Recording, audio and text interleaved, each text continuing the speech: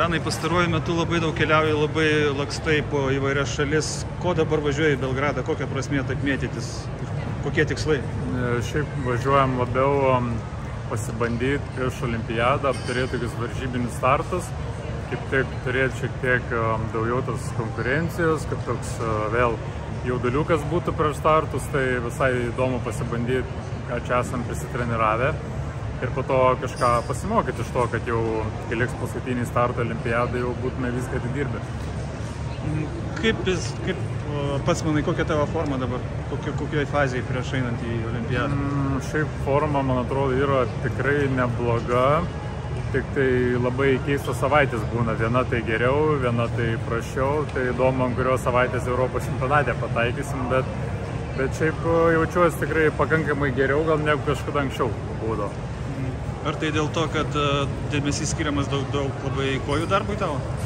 Jo, ir kojų darbui, aišku, kuo daugiau skiriu kojų darbui, tuo prašiau savijauta būna, bet šiaip toks labiau, gal sakykime, atsipalaidavęs labiau, dabar visur važiuoju, tai toks kaip tik norisi pabandyti, ką tas mano kūnas gali. Kaip minėjau, pastaruoju metu labai daug keliauju. Kokie tavo planai prieš olimpiadą? Kur važiuosi, ką darysi?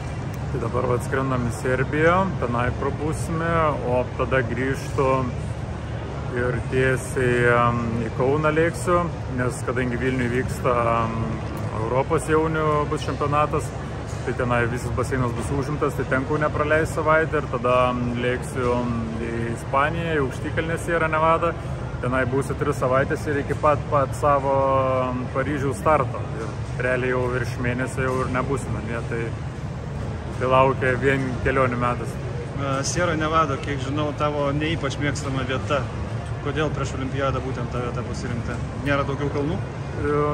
Nėra ir daugiau kalnų, bet tiesiog ta vieta yra jau daugelį metų išbandyta. Tai treneriai žino, kad man to reikia.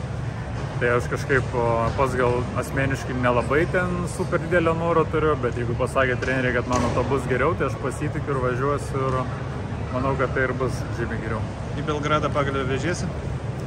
Jo, tai dabar va net kuprinį irgi įsidėjęs be jos niekur. Gerai, dėkui, Danai. Ačiū.